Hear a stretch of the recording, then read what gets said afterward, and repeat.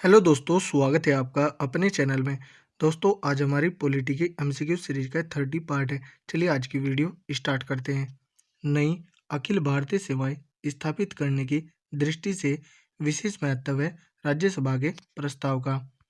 संविधान का अनुच्छेद 312 राज्यसभा को निम्नलिखित में से किसका अधिकार प्रदान करता है? एक या अधिक अखिल भारतीय सेवा सृजित करने का।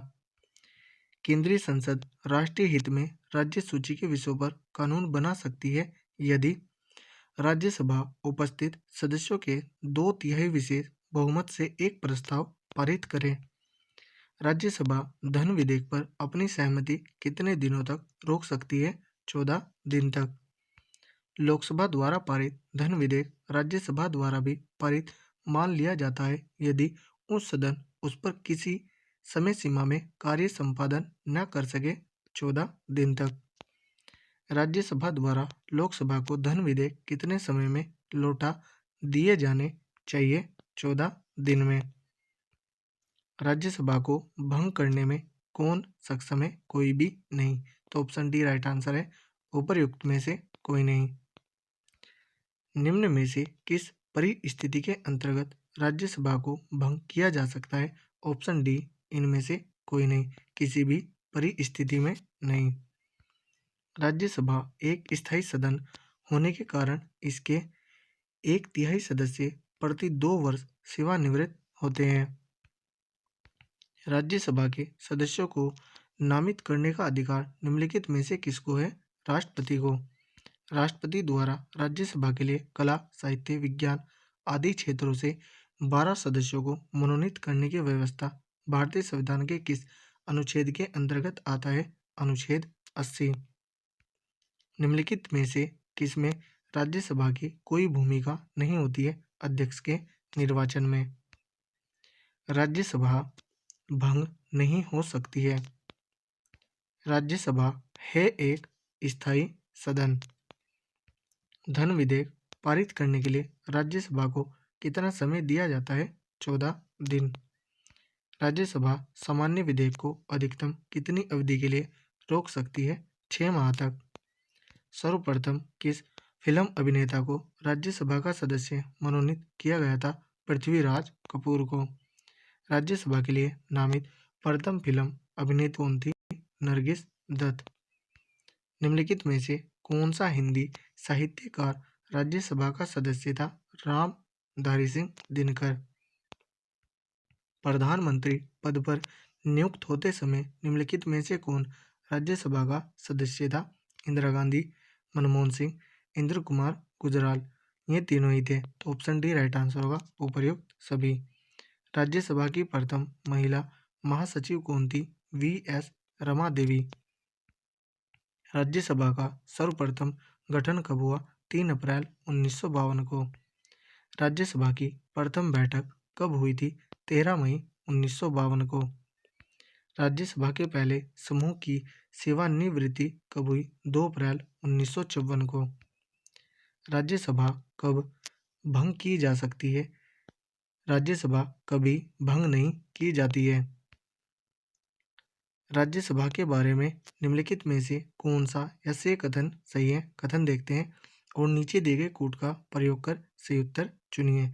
राज्यसभा की अधिकतम अनुग्रह संख्या 250 है, ऐसे ही है।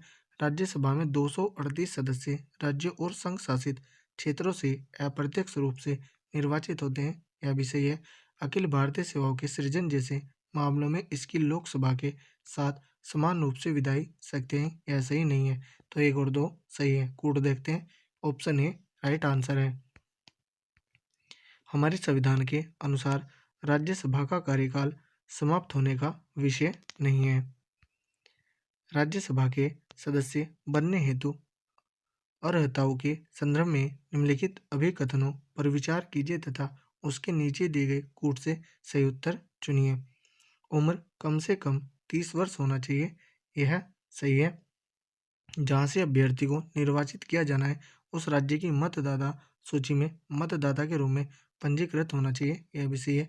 राज्य के अंतर्गत लाभ का पद धारित नहीं होना चाहिए, यह नहीं है। तो यहाँ पर 1 और 2 होगा। कूट देखते हैं, ऑप्शन ए राइट आंसर है। निम्नलिखित कथनों पर विचार कीजिए। उपरोक्त कथनों में से कौन सा या शेष सही है? केवल राज्यसभा में यह शक्ति निहित है कि वह यह घोषणा करेगी राज्य सूची में किसी विषय के संबंध में राष्ट्रीय हित में संसद विधि बना सकती है, यह सही है। आपात की उद्घोषणा का अनुमोदन करने वाले संकल्प केवल लोकसभा द्वारा पारित किए जाते हैं, यह सही नहीं है। तो यहाँ पर एक सही है। कूट देखते हैं और राइट आंसर होगा लोकसभा द्वारा विचार भेजे गए वित्त विधेयक को राज्यसभा अधिकतम कितने समय तक रोके रख सकती है? 14 दिन तक।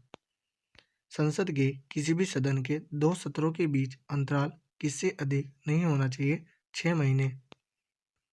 राज्यसभा भी गठित हो जाती है, कभी नहीं।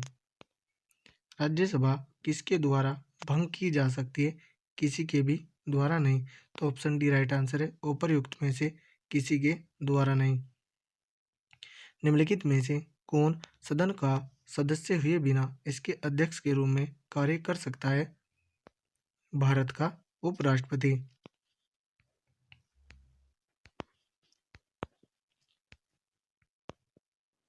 निम्नलिखित में से कौन सा सुमेलित नहीं है?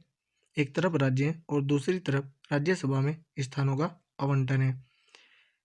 आंध्र प्रदेश में राज्यसभा की 18 सीट नहीं है। आंध्र प्रदेश में राज्यसभा की 11 सीटें हैं। तो ऑप्शन ही सुमेलित नहीं है।